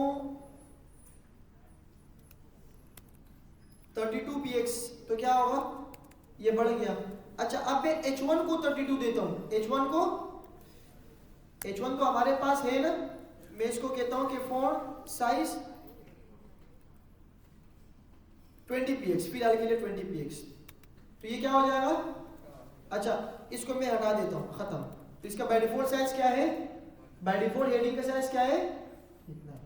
अब मैं इसको देता हूं 32, इसको कितना देता हूं 32px, नहीं हो रहा। इसका मतलब ये है कि हर ब्राउजर का एक फिक्स साइज होता है। हर ब्राउजर का क्या होता है, इस ब्राउजर का फिक्स साइज है 16px। कितना है, 16px, 16px, क्योंकि एक पैराग्राफ का बाय डिफॉल्ट साइज उतना ही होता है जैसे कि हमारे ब्राउजर का होता है। इसीलिए मैंने जब फॉन्ट साइज पैराग्राफ को 16 दिया तो ये क्या हो रहा था, कम ज्यादा। अब देखो ये 16 है ना, ये इसका बाय डिफॉल्ट अपना साइज है। बाय डिफॉल्ट अगर मैं एक पैराग्राफ और बना दूं यहां पर, फॉन्ट वेट डबल कर देता हूं, तो ये भी यही आ गया। सही है। तो इसका मतलब क्या हुआ कि हमारे ब्राउजर का जो बाय डिफॉल्ट साइज है, मतलब इस बॉडी का फॉन्ट साइज क्या है 16px, कितना है। और अगर आपने हेडिंग लगाना हो तो 16 का डबल क्या होता है, क्या होता है 32। तो h1 का बाय डिफॉल्ट साइज क्या है 32। अच्छा 16 का मतलब 100%, 16 का मतलब 100%। तो h1 का कितना परसेंट होगा, अगर 16 का 100% है तो h2 ये इसका कितना होगा, h1 का 200। मैं 32 पिक्सल को हटा के 200% कर रहा हूं,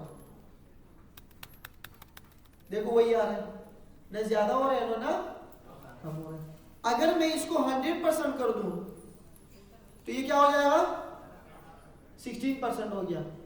अगर मैं इसको करता हूं 200% मतलब 32px, तो ये क्या हो जाएगा h1 आ जाएगा। अब h1 का 200 पिक्सल और 32 का मतलब एक ही है, मुझे नहीं दो आप क्या हो गए, सही है। अच्छा ये सारे हो गए। इसकी परसेंटेज, हर बॉडी का अपने क्या होता है फॉन्ट साइज होता है। अब ये देखिए इन्होंने साइज यहाँ पे बताए हुए कि डॉट पिक्सल होता है, ये सारी चीजें हमने की थी, इसलिए मैं यहाँ पर ज्यादा तवज्जो नहीं दे रहा। The default size of text in a browser is 16 pixel, यहाँ पर भी आ गया। To calculate the total size based on the font size is 12 pixel. ये इसीलिए बताना चाहिए कि अगर हमारे पास पैराग्राफ का बाय डिफॉल्ट साइज 16 पिक्सल है तो आपको स्टाइलिंग जरूरत, आपको फॉन्ट साइज 16 देने की जरूरत नहीं है। अगर आपको उसको ज्यादा देना तो आप फिर दे सकते हैं। अक्सर हम कर रहे होते हैं फॉन्ट साइज दे रहे होते हैं और वो बढ़ता ही नहीं है। तो जो बाय डिफॉल्ट साइज है उससे आपने डबल देना हो या ज्यादा देना हो तब देना है। यूनिट्स ऑफ टाइप पेज, याद है कि अगर किसी वेबसाइट का या किसी ब्राउजर या किसी पेज का बॉडी 75% हो, 75%, तो उसकी बॉडी कितनी होती है 12px, और उसके h1 12 का डबल कितना होगा 24, इसके h2 कितना होगा, इसके h3 कितना होगा 40। बात समझ आ गई। और अगर किसी, अच्छा इस पिक्सल और h1 एक तो हम पिक्सल में देते हैं, एक परसेंटेज में और एक em में देते हैं, रिलेटिव एलिमेंट में देते हैं। ये क्या होता है कि h1 1.5 em होता है, एक H1 32 पिक्सल कितना होता है 1.5 EM। अगर मैं यहां पर दे दूं 1.5 EM, नहीं यहां पर देना पड़ेगा क्योंकि हमारी बॉडी कितनी है, और यहां पर 200 के लिए कितना है, ये 1.5 24 के लिए है और 32 के लिए कितना है 2 EM। अगर मैं 1.5 ही दे दूं तो ये थोड़ा सा छोटा हो सकता है, हो गया। लेकिन अगर मैंने 2 EM दे दिया तो ये वही H1 का बाय डिफॉल्ट साइज हो गया। Which one which to use वो बाद में हम देखेंगे जब इसके रूल्स एंड रेगुलेशन पे आएंगे। सर ये जो पड़े बाय डिफॉल्ट जो है वो है बाय डिफॉल्ट नहीं है, ये कह रहे हैं कि अगर आपको ब्राउजर साइज 100 px हो या 100% हो तो उसके बाय डिफॉल्ट नंबर्स ये होते हैं H1 H2, ये तो आपको एक आसानी करके दे रहा है, सही है, वरना आप पिक्सल कुछ भी दे सकते हो।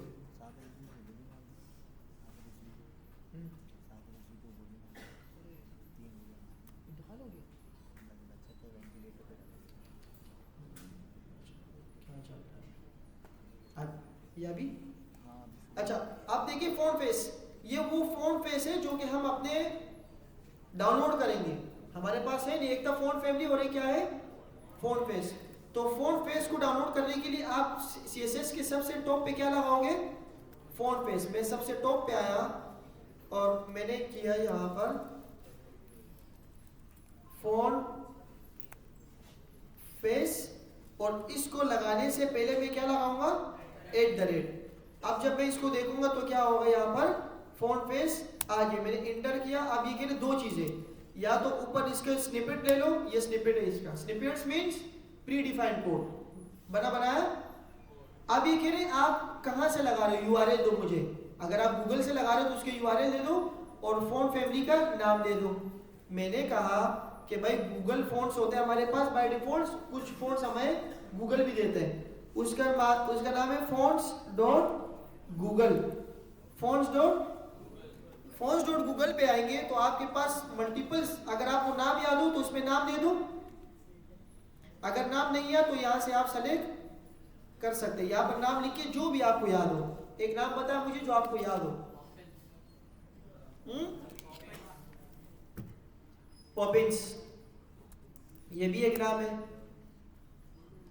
अब पॉपिंस के स्टाइल आ जाए, सर किस चीज का स्टाइल है सब देखिए फॉन्ट साइज आपको चाहिए, फॉन्ट्स चाहिए ना हमें, तो फॉन्ट्स हमें यहां से उठाने पड़ेंगे। देखो ये स्टाइल हमारे VS कोड में नहीं है, अगर हम यहां से उठाए तो हमारे पास VS कोड में ये नहीं है। इसमें हिंदी भी आ रही है, मैं इंग्लिश वाला देख लेता हूँ। एक ऐसा फॉन्ट जो कि थोड़ा सा अट्रैक्टिव हो, उसको लगाने की कोशिश करते हैं। ये लगाए, ये लगाते हैं। अब इस पे क्लिक करेंगे, ये ई-कॉमर्स की वेबसाइट की तरह एड टू कार्ट होता है। क्या होता है, आप अभी आ गए,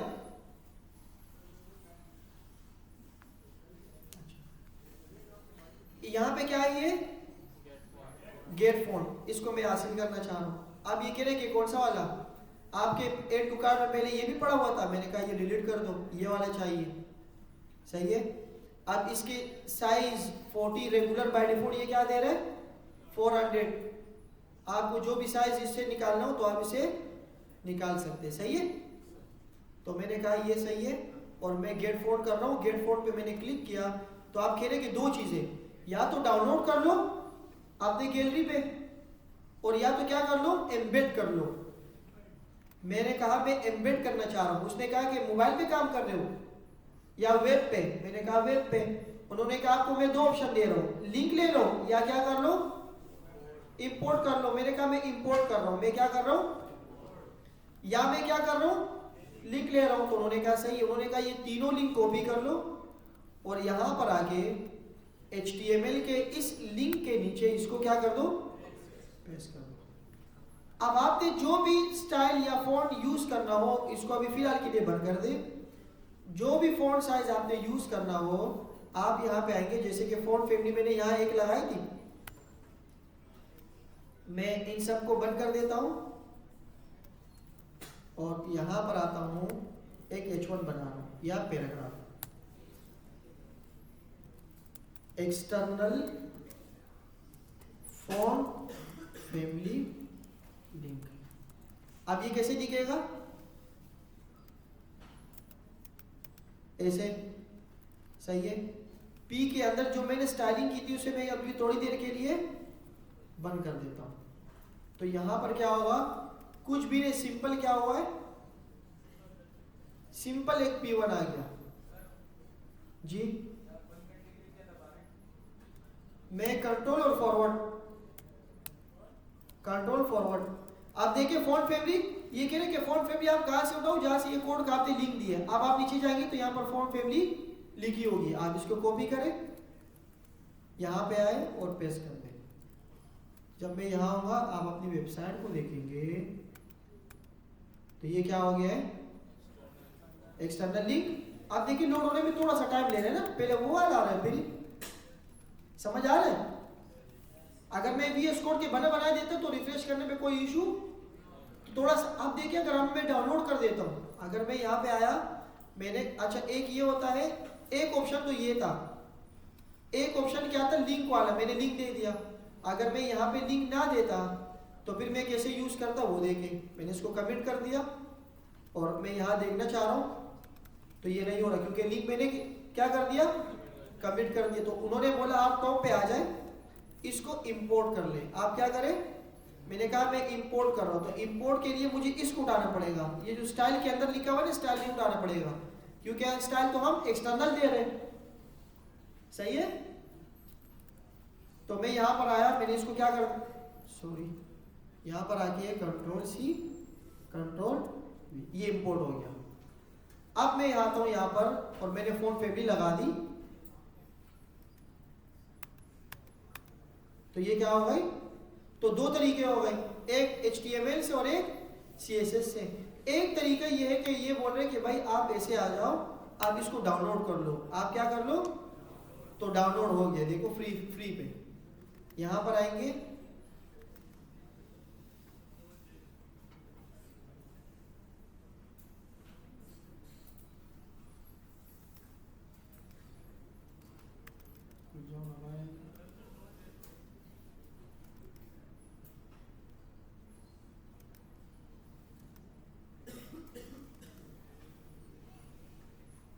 चलो इसको कंप्लीट होने दो। तो यहाँ पे क्या करेंगे, देखिए हमारी वेबसाइट जो होती है ना, ये वाली वेबसाइट, हम अपने वेबसाइट को खोलेंगे, जैसे कि हमारी वेबसाइट का नाम है ये, सही है, या ये, उस वेबसाइट के अंदर मेन फाइल कौन सी है।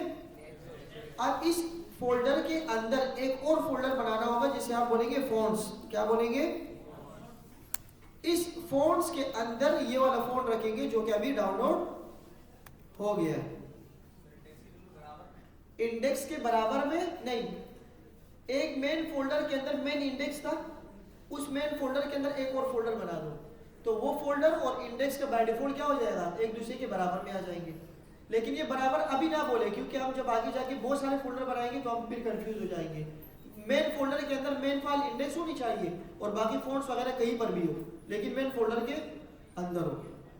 अब देखिए ये रेगुलर नाम लिखा हुआ है, मैंने सिर्फ इसको कॉपी किया, कॉपी, और अपने कोड में आया कहां पर, या तो यहां से भी कर सकते। अच्छा मैं सबसे पहले इसको एक्सट्रैक्ट कर लेता हूं, एक्सट्रैक्ट किया मैंने, ये जिप फाइल थी तो मैंने एक्सट्रैक्ट कर दी। अब मैं इसको करता हूं कॉपी, मैंने किया इसे कॉपी और पेस्ट वहां करूंगा जहां पर आप लोगों का कोड है। कहाँ है, ये रहा। मैं अब CSS में हूँ, 13 पे हूँ, 13 में मैंने क्या बनाया था, फोल्डर, और यहाँ पे इसको पेस्ट कर दिया। ऐसे भी कर सकते थे, और एक छोटा सा जुगाड़ ये है कि आप यहाँ पे आते इस पे क्लिक करते, ये ब्लू हो गया, मतलब ये सेलेक्ट हो गया, यहीं पे ही कंट्रोल और V दबा देते, आ जाता। देखो मैं एक और दबा करता हूँ, कंट्रोल V, एक मरतबा और आ गया। अगर मैंने पेस्ट कर दिया तो 2 मरतबा हो जाएगा। तो इसके अंदर क्या है, देखो मेन फोल्डर के अंदर एक और फोल्डर है जिसका नाम क्या है, अब फोन के अंदर क्या है ये। अब इसको यूज करें, यूज कैसे करें, उसके लिए इन्होंने फोन, अब लिंक की जरूरत नहीं है। अभी हम क्या करेंगे, मैं यहां लिख देता हूं यूजिंग,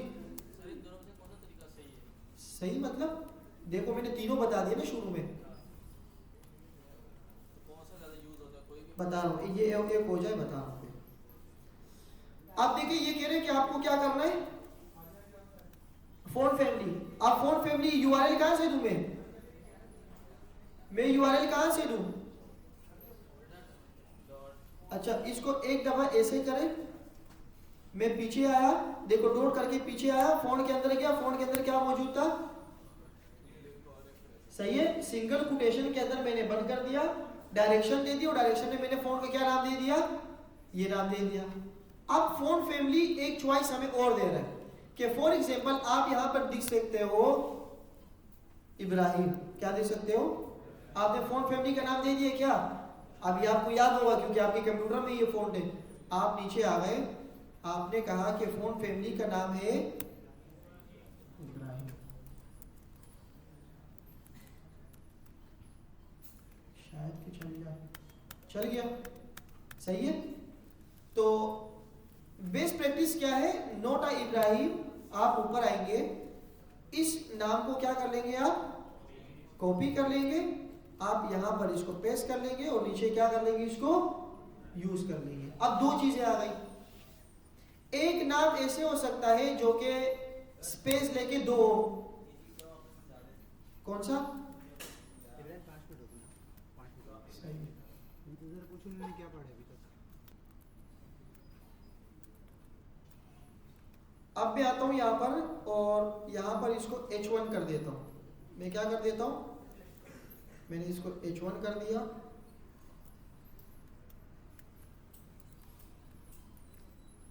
ये H1 हुआ,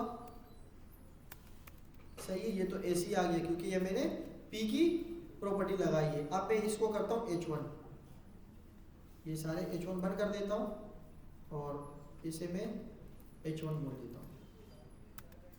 अब देखो अप्लाई हो रहा है, लेकिन वो वाली बिहेवियर, वो वाला वो स्टाइल इसमें अब मजा नहीं आ रहा। तो कुछ फॉन्ट साइज, कुछ चीजें हम यूज करेंगे हेडिंग के लिए। अच्छा, हमारे पास गूगल फॉन्ट्स में दो ऑप्शन है, दो तीन ऑप्शन है। हेडिंग के लिए कौन से यूज करें, पैराग्राफ के लिए कौन से यूज करें? तो मैं क्या कर रहा था उस टाइम, पैराग्राफ वाले हेडिंग पे लगा रहा था, तो हो तो जाएगा लेकिन बिहेवियर नहीं होगा।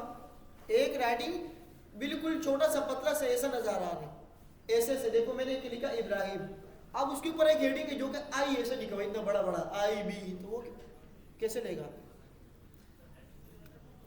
तो ये हो गया। अच्छा, मेन चीज क्या है, अगर मैं यहाँ लिखता हूँ ना इब्राहिम, और मैंने यहाँ क्या लिखा? इब्राहिम, और आगे मैंने दो नाम लिख दिए एक साथ, इब्राहिम खान। मेरे फोन का क्या नाम है? इब्राहिम खान। यहां मैं नीचे आया, मैंने कहा इब्राहिम और मैंने लिख दिया खान, अप्लाई हो गया, दो हो गए। लेकिन इसकी गुड प्रैक्टिस क्या है कि अगर आप लोग इसको अप्लाई करेंगे तो आप कोशिश करें कि जब आपके पास दो नाम हो ना, ऐसे लिखे आप इसको, क्योंकि आप अगर फोन फैमिली को कहीं और देखेंगे, जैसे कि ये रही फोन फैमिली, ये देखो ये दो नाम है ना एक साथ, ये तीन नाम है एक साथ, मतलब तीन वर्ड्स है ये। तो इसको किस में लिखा हुआ है? स्ट्रिंग में, सिंगल स्ट्रिंग में या डबल स्ट्रिंग में, आपकी मर्जी है। लेकिन जो नाम सिंगल है उसको कैसे लिखा हुआ है? विदाउट स्ट्रिंग, जो चल जाएगा। आप जब इसको प्रोडक्शन में लेके जाओगे तो ये प्रोडक्शन में ये फिर काम नहीं करेगा। ये बात समझ आ गई? लेकिन हमारी बेस्ट प्रैक्टिस क्या होनी चाहिए कि जो इसका नाम है अपना वो यूज करें, वो करें, क्या हो वो यूज करें। हमने फोन को डाउनलोड करना भी सीख लिया और फोन को अप्लाई करना भी सीख लिया। अब तरीका कौन सा अच्छा है जो आप कह रहे? आप देखें कि आपकी वेबसाइट कितनी बड़ी है और कितनी महंगी है। मिसाल के तौर पर एक छोटी सी वेबसाइट हो जिसको यूजर को ये जरूरत है नहीं कि फोन साइज, फोन फैमिली क्या लगानी है, क्या करना है, तो उसको तो VS कोड से लगा के दे दो। अगर आप फिर चाह रहे कि नहीं हेवी है, अच्छा है, तो उसको लिंक दे दो, इंपोर्ट करके लिंक दे दो। अगर आप चाहते हो कि नहीं ये फोन मैं लगा रहा हूं लेकिन अगर इस वेबसाइट को किसी और जगह भी खोल दूं या मेरे PC से बाहर या किसी को USB में देना हो, जिप फाइल देनी हो, तो उसके अंदर फोन क्या होना चाहिए? डाउनलोड होना चाहिए, जैसे कि अभी हमने डाउनलोड किया। बात समझ आ गई? तीनों तरीकों से अप्लाई कर सकते हो। कौन सा वाला? ये डबल स्ट्रिंग वाला? अगर सिंगल ना हो, जैसे मैंने लिखा इब्राहिम, क्या हो, इसके बीच में 2 वर्ड्स है नहीं है, तो इसको ऐसे लिखोगे तब भी चलेगा। लेकिन अगर इसके साथ एक और वर्ड आ गया तो अब इन सबको क्या करना पड़ेगा, स्ट्रिंग में बंद करना पड़ेगा। दिस इज बेस्ट प्रैक्टिस, बस ये बता रहा हूँ। अप्लाई हो रहा है ना भाई, क्यों नहीं हो रहा, ये अप्लाई नहीं हुआ। अब देखो इब्राहिम खान यहाँ आया, यहाँ हुआ,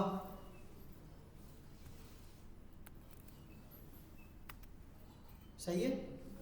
देखो ये एक एक जगह अभी कंसीडर कर रहे हैं, क्योंकि ये एज अ स्ट्रिंग में, ये एज अ, जब हम स्ट्रिंग की बात करते हैं तो स्ट्रिंग में ये जो है ना मेमोरी, ये भी जगह लेती है, ये स्ट्रिंग ये भी जगह लेती है। जावास्क्रिप्ट में हम पढ़ेंगे डिटेल से कि ये भी जगह लेती है, सही है, ये भी कुछ जगह है, देख लेंगे इसको। तो यहां तक ये सारी बात हो गई font family.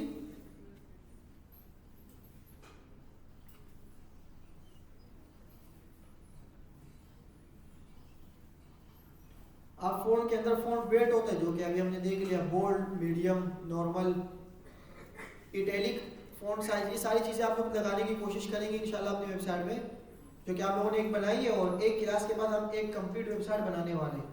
Upper case, lower case, text transfer करना, जैसे कि फॉर एग्जांपल मैं कहता हूं कि मेरे पास ये जो चीज लिखी हुई है एक्सटर्नल, इसका ई क्या है, इसका ई क्या है, तो मैं यहां पर आता हूं, मैं लिखता हूं कि भाई मेरे पास एक H1 है और उस H1 में हमारे पास क्या है,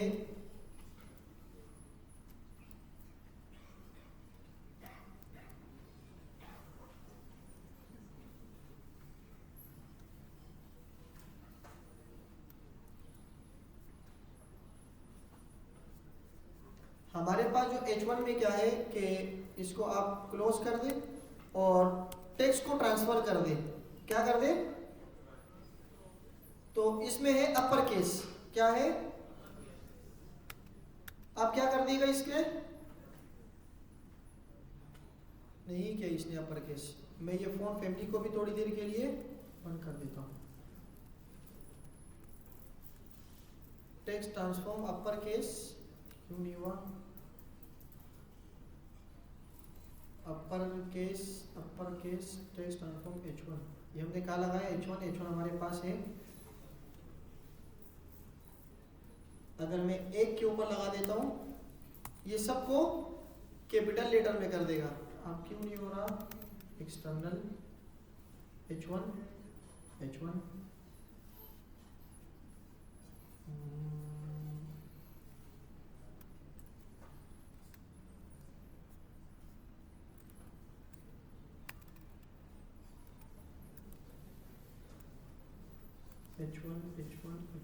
टेक्स्ट ट्रांसफॉर्म अपर केस क्यों नहीं हो रहा भाई, birds,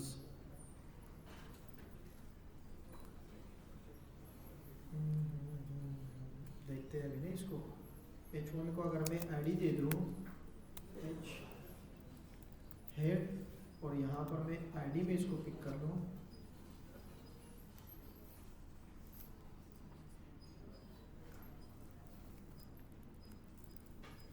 head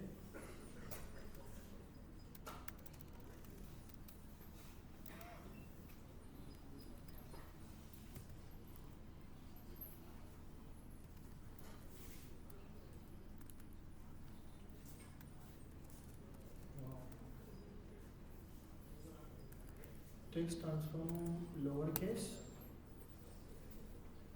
controls capitalize effect on an element text widely available across major browser, ये लोअर में तो है सब। अगर मैं इसको हेडर कर देता हूँ एक्सटर्नल,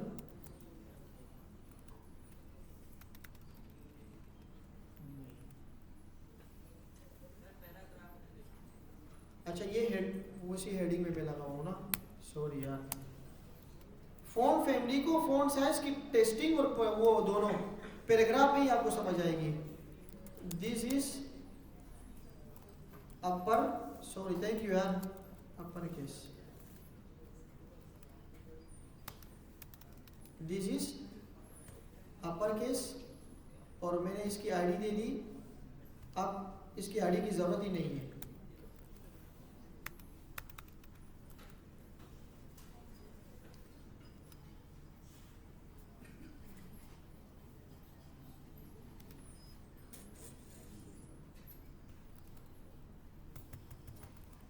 काम नहीं कर रही है? This is after text transform lower case. नहीं पता नहीं क्या मसला है ये। अगर ऊपर कर दो जी सेमीकोलन, नहीं सेमीकोलन की क्या बात है? यहाँ पर यहाँ गैप दे दो? नहीं भाई, डबल ही तो ही है।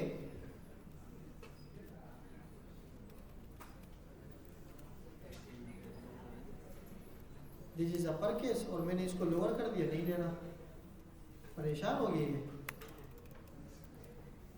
चलो देखते हैं, अभी देखते हैं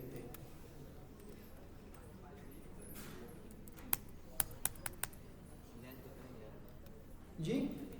इनलाइन भी नहीं होगा ना, पता नहीं क्यों नहीं हो रहा। स्टाइल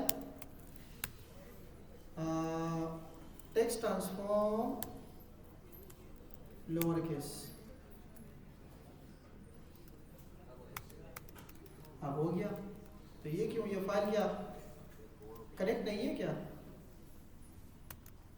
असल में मैंने इतने कमेंट कर दिए तो हो सकता है कि इस वजह से। चलो मैं इसको हटा के एक नया बना देता हूँ यहाँ पर। अच्छा अभी भी एरर आ रहे हैं, देखो पहले से एक एरर मौजूद है, इस वजह से मैंने कमेंट बहुत ज़्यादा कर दिए ना यहाँ पे। एक काम करता हूँ, इन सबको फिर से वही कर देता हूँ, सही कर देता हूँ ताकि कमेंट ख़त्म हो जाए।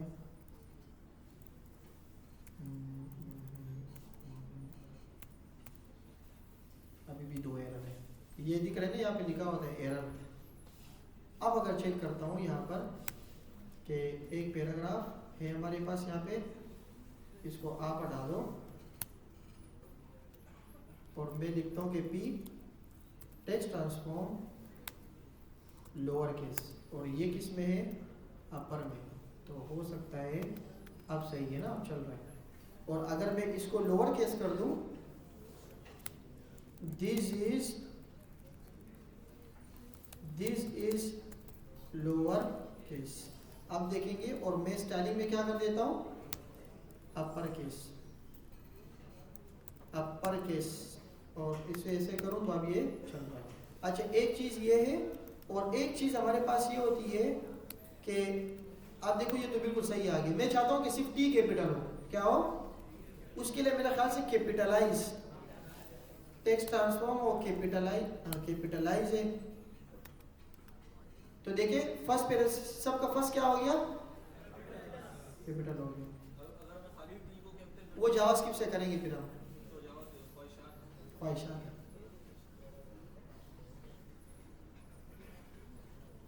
अंडरलाइन तो बहुत मुश्किल है। मैंने कहा कि भाई इसको कर लो टेक्स्ट डेकोरेशन, क्या कर लो? अब ये कह रहे लाइन थ्रो, लाइन और अंडरलाइन, ये सारी चीजें इसके अंदर। आप लोग भी प्रैक्टिस करें, देखें कि ये सारी क्या चीज है। सही है। लाइन थ्रो का मतलब बीच में इसकी क्या आ जाएगी? लाइन आ जाएगी। अंडरलाइन का मतलब ये है कि यहां पर क्या हो जाएगी? अच्छा ये अक्सर क्या होता है कि हम जब लिंक लगाते हैं ना, लिंक, तो उस पर बाय डिफॉल्ट नीचे क्या होता है? जैसे कि मैं आता हूं यहां पर, मैंने लगाया यहां पर अंडरलाइन लिंक, तो इसे मैं देखूं तो ये बाय डिफॉल्ट आ रहा है। तो मैं यहां पर इसको कह सकता हूं कि आप नीचे ए को सेलेक्ट कर लो और इसकी टेक्स्ट डेकोरेशन क्या कर दो? नन। इसको क्या कर दो? तो इसके अंडरलाइन क्या हो जाएगी? बस इससे हम ये टारगेट कर रहे होते हैं। लिंक रहेगा, ये अभी भी लिंक्ड है, अभी भी क्लिकेबल लिंक्ड है ये, लेकिन इसके अंडरलाइन क्या हो भाई? हाँ, नन के अलावा आप कुछ भी रख सकते हो। जैसे आपने लिखा कि आप यहाँ पे आ जाओ, उसको बोलो डॉटेड, आपकी रिक्वायरमेंट के ऊपर है ना, जो आपको अच्छा लगा डॉटेड कर दो। अब डॉटेड नहीं लग रहा, डबल आ गया, ये रिफ्रेश। इसके अंदर ये सारे जो आपको अच्छे लग रहे हो, लाइन थ्रो, डेज्ड, लग रहे और गायब हो रहे हैं। सही है, तो इसके अंदर से सारी चीज़ें आप इसके अंदर देख सकते हैं। Line height, leading line height, line height क्या होती है? चलिए इसको फिर पढ़ लेंगे, थोड़ी सी तफसील है इसके अंदर, लेकिन आप लोग इसको घर में पढ़ के आए ताकि आपको फिजिक्स और मैथ्स और इन चीज़ों का जो मजमुआ है ना, कम्बिनेशन, वो आपको समझ आ जाए। पहले से इस बुक को पढ़ें कि इसमें लाइन हाइट और ये सारी चीज़ें काम कैसे करती है। आप देखो, हमने जब पैराग्राफ बनाया था, बॉर्डर कलर दिया था, तो इसकी एक हाइट थी, लिमिटेड हाइट थी। लाइन हाइट क्या होती है कि आप उसको हाइट देते हो, वो आपने हाइट से ऊपर क्या हो जाता है, ऊपर हो जाता है। तो ये सारी चीज़ें आप लोग की मरतबा पढ़ें ताकि फिर हम जब इसको डिटेल से पढ़ेंगे तो आप लोग चकराए नहीं।